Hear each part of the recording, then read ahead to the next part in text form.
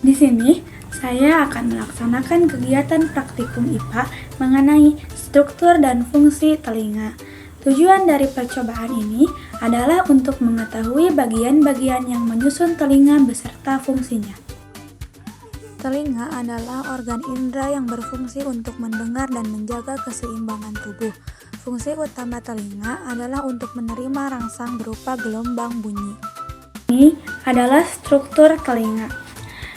Pada telinga, terdapat struktur paling luar yaitu daun telinga, saluran telinga, gendang telinga, tulang martil, tulang sangguwardi, tulang landasan, kemudian 3 saluran tengah lingkaran, saraf pendengaran, rumah siput atau disebut juga koklea, dan saluran eustachius. Telinga terdiri dari 3 bagian, yaitu bagian luar, bagian tengah, dan bagian dalam. Telinga bagian luar berfungsi untuk menangkap getaran suara. Telinga terbuat dari tulang rawan yang berfungsi untuk menangkap getaran. Suara yang dihantarkan melalui saluran telinga akan menggetarkan gendang telinga. Jadi, fungsi daun telinga adalah menangkap dan mengarahkan gelombang suara dari lingkungan ke saluran telinga.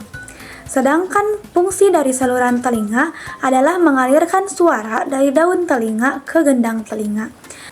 Saluran pendengaran dilapisi kulit berambut tipis dan kelenjar keringat yang memproduksi minyak serumen, yang berfungsi untuk menangkap partikel seperti debu dan menghalangi masuknya air. Selanjutnya, ada telinga bagian tengah. Telinga bagian tengah terdiri dari gendang telinga, tulang-tulang pendengaran, dan saluran eustachius. Tulang-tulang pendengaran terdiri dari tulang martil, tulang landasan, dan tulang sangguwardi. Gendang telinga adalah membran tipis yang bergetar saat gelombang suara datang, mengubah energi suara menjadi getaran mekanis. Ini memisahkan telinga luar dan tengah, serta sensitif terhadap perubahan tekanan udara. Gendang telinga ini sering juga disebut sebagai membran timpani. Selanjutnya adalah tulang martil. Tulang martil terhubung langsung ke gendang telinga, berfungsi sebagai tuas pertama pada sistem osikula yang memperkuat getaran suara, sebelum diteruskan ke tulang lainnya. Selanjutnya ada tulang sangguwardi. Tulang sangguwardi merupakan tulang terkecil dalam tubuh, terhubung ke jendela oval telinga dalam.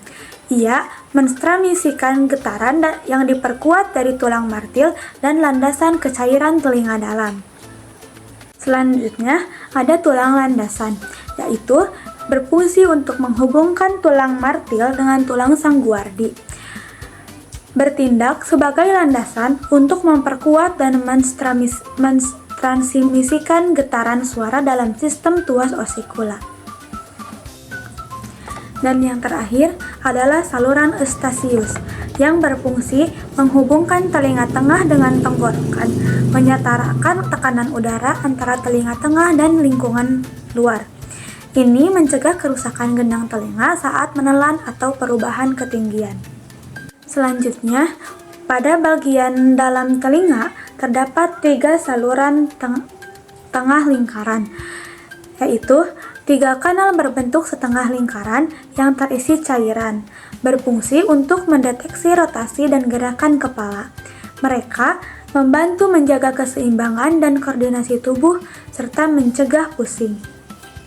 Selanjutnya, ada saraf pendengaran, yaitu bagian dari saraf vestibulokoklir, khususnya cabang koklir, yang mentransmisikan impuls saraf dari koklea ke otak untuk diproses sebagai suara. Ia juga terlibat dari bagian vestibuler untuk keseimbangan. Dan bagian akhir dari bagian dalam telinga adalah rumah siput atau koklea, yaitu struktur spiral seperti rumah siput yang mengubah getaran suara menjadi sinyal saraf melalui sel rambut di organ korti. Ia membagi frekuensi suara menjadi rendah di pangkal dan tinggi di puncak dan terhubung ke saraf pendengaran. Jadi, cara kerja telinga berawal dari daun telinga yang berfungsi sebagai corong untuk mengumpulkan getaran bunyi. Selanjutnya, getaran bunyi tersebut akan masuk ke dalam saluran telinga.